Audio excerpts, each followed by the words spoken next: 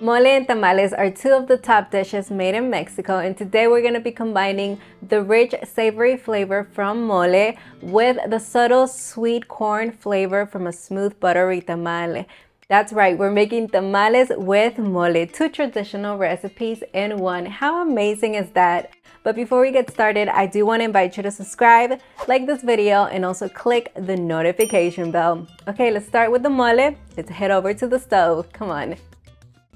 We're gonna need 4 pounds of chicken thighs, bone in and skin on, and we're gonna cook it in a large pot because we need a lot of broth. To this, we're gonna add 8 peeled garlic cloves, a quarter of a medium white onion, 1 diced roma tomato,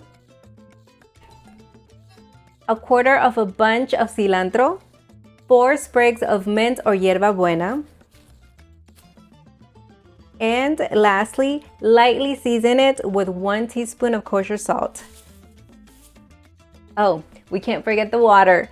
15 cups of water.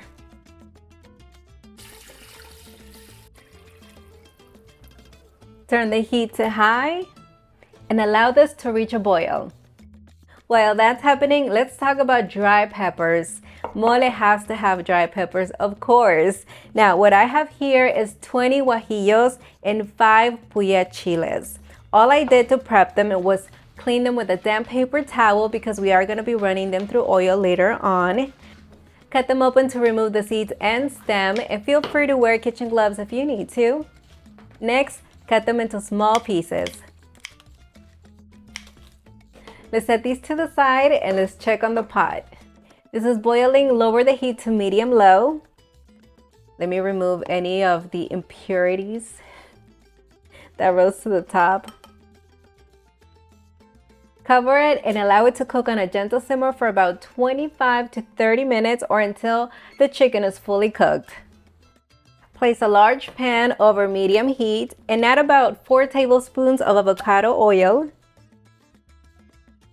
and allow it to get nice and hot. Add in 1 corn tortilla and we're gonna pan fry it until crispy and golden brown on both sides. It is ready and it smells delicious. Remove it and lower the heat to medium-low. And you wanna slice a quarter of a medium white onion. Add it in there. Yes, we're cooking. And 4 peeled garlic cloves. These are whole.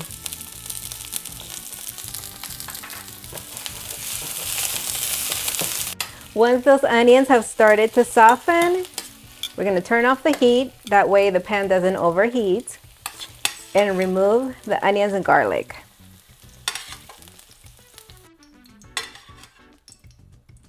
Turn the heat to low and let's toast the peppers.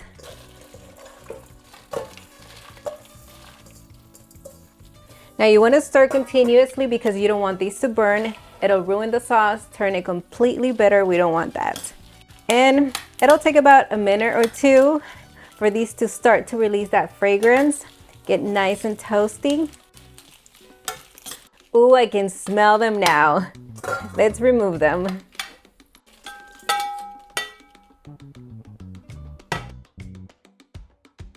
The chicken is done. Okay, let's turn off the heat and allow it to rest in the broth for about 10 to 15 minutes. That way we get a juicier piece. Now, how about we toast some nuts? Come on.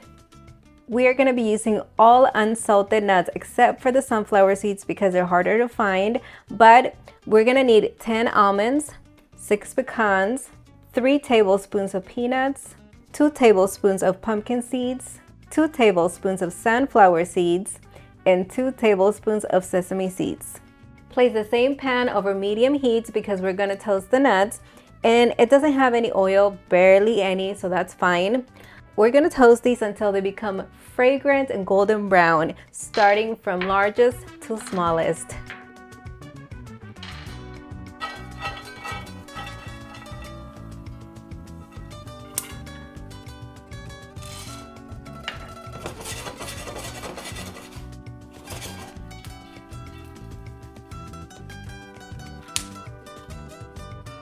Ooh.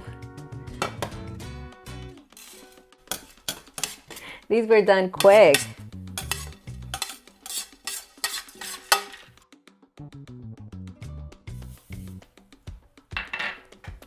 Feel free to adjust the heat at any time during the toasting process if you feel you need to. All right, let's remove the chicken from the broth. That way it cools down. If you're wondering what this is my mini metate that I brought from Mexico. It's so cute, isn't it? I couldn't resist. All right, let's strain the broth carefully.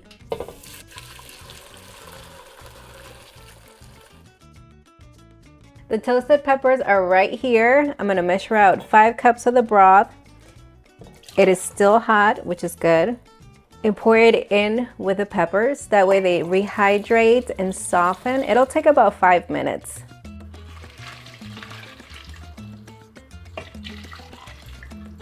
The chicken is now warm enough to handle. Discard the skin and the bone. As far as the meat, we're gonna shred it.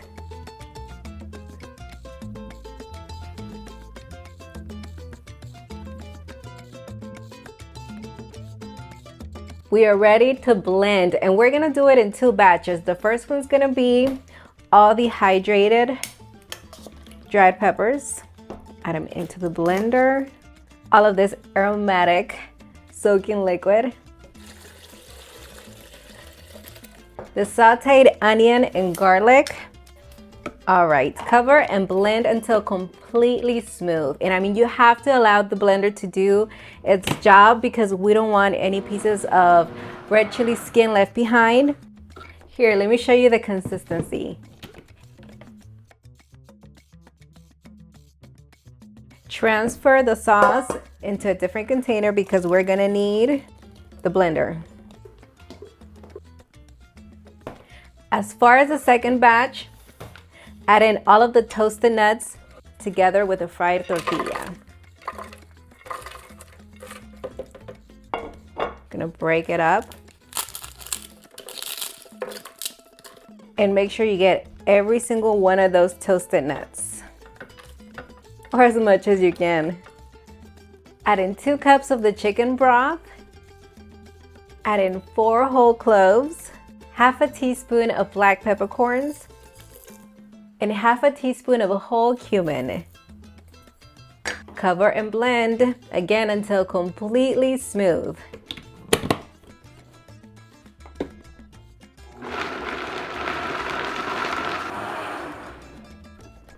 This looks great. And it smells even better. Okay, let's go to the stove. Place a large pot over medium heat and heat about a tablespoon of avocado oil. Okay, now carefully pour in the guajillo sauce. Ooh, yes. And be ready because this could splatter or bubble away. So just make sure you stir it in. Next, the nut mixture. And look at that blend of colors. It looks gorgeous.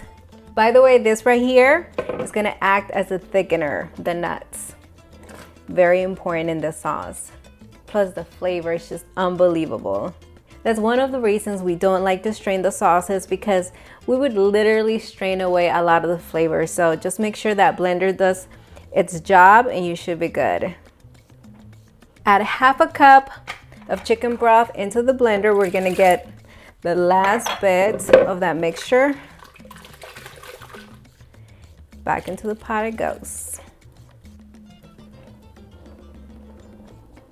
Allow the sauce to reach a boil, then lower the heat to medium-low. That way it cooks on a gentle simmer for about 25 minutes or until it reaches a deep red color and thickens. All right, time to season the mole. Now you can do this to taste, definitely do it to taste. I'm adding 1 tablespoon plus 2 teaspoons of kosher salt. Remove 3 cups of the mole. Enter the remaining mole here on the pot. Mix in the chicken. Just allow the chicken to kind of reheat and the mole should be done. This looks great. We're gonna need about 33 to 35 corn husks and simply sort through them. Get medium to large pieces because we wanna be able to wrap those tamales well. And discard any of them that may have dark spots or holes. But if you have a hole like up here, one that's not in the way, don't worry about it, you can still use it. Then pick another 12 additional corn husks. They don't have to be perfect, they can be any size because we're gonna simply use them to cover the tamales. All right, soak them for about 15 minutes in warm water. Then rinse and remove any corn silk and drain. Preserve until needed. I am ready to make the dough. What I have here is 10 cups of instant corn masa harina. It is the same brand that I use to make tortillas. So I'm gonna leave you that link down in the description area in case you wanna check it out. All right, to this we're gonna add 1.5 teaspoons of baking powder, 2 tablespoons of kosher salt, and you can do this to taste. Mix everything to combine. Now we're gonna add 2 cups plus 1/3 of a cup of avocado oil and mix until it is well incorporated into the corn masa harina. I'm using oil for the dough in this recipe, but I have used lard in the past, so I'm going to link those down below in the description area in case you want to check them out as well. Gradually add in 6.5 cups of chicken broth, the one we preserved, and make sure you knead in between additions.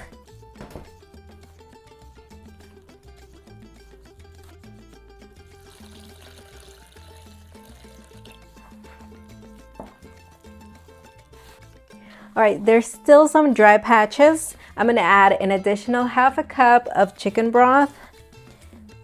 And just know that if you need more, feel free to do so.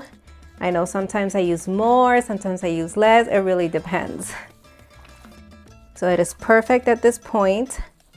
We're gonna continue kneading for an additional 5 minutes.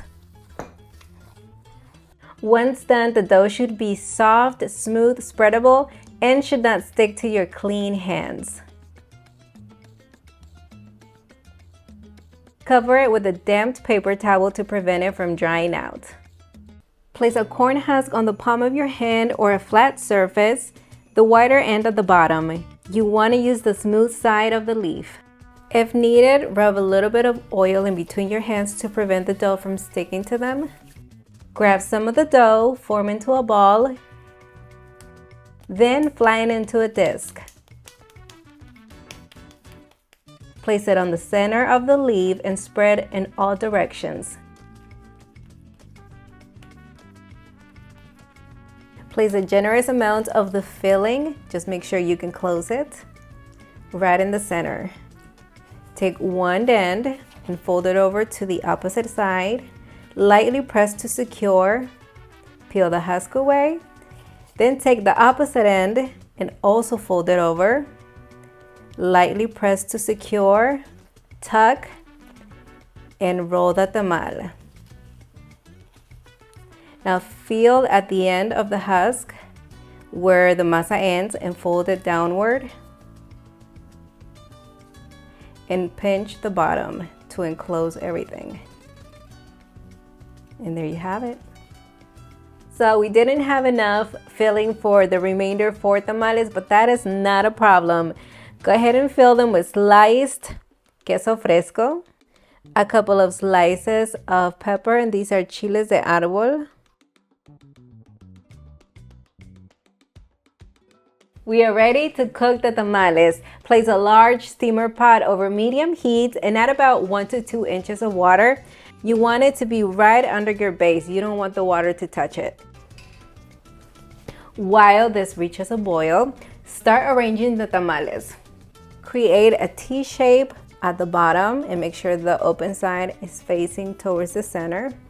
And the little flap right here, tucked under, like so. Arrange the remainder of the tamales the same way where they fit best, with the open side facing up. So the T is going to be your base. And they are going to lay in an angle.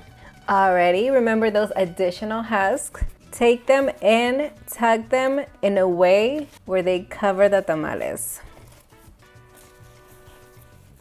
Make a little shelter, get them nice and cozy.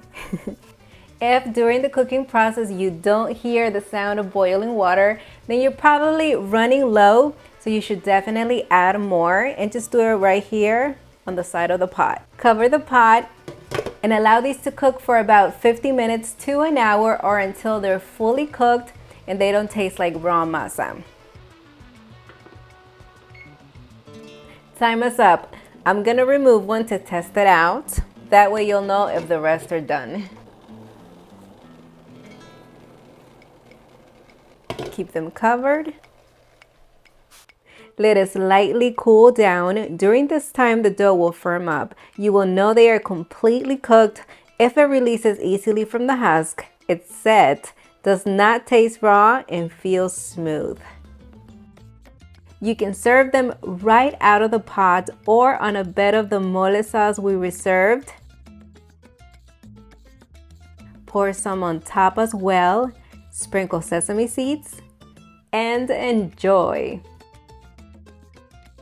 You can find the full printable recipe on our website, villacocina.com. I'll leave you the link down in the description area.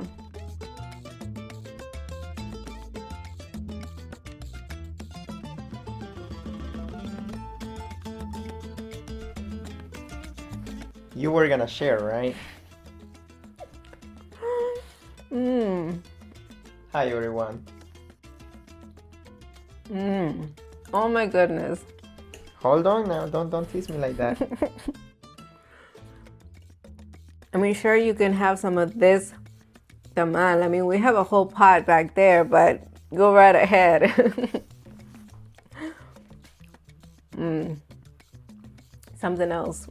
I don't know how to describe it. It's just so good. Mole on its own is amazing. Tamales are awesome as well. I mean, you can't go wrong with it. I have no words. This is so good. The sauce, the tamal itself. This recipe is a gift. I mean, you're pairing two traditional, popular dishes made in Mexico in one. I mean, two of my favorite ones. You feel it? You're feeling it, huh? I feel it in my bones. Oh my goodness. Look, I can't even say you're exaggerating because this is that good. That good. I really hope you try this recipe at home. Come back and let us know how it went down in the comments area. And as always, I want to invite you to follow me on all of my social media platforms. And until the next one.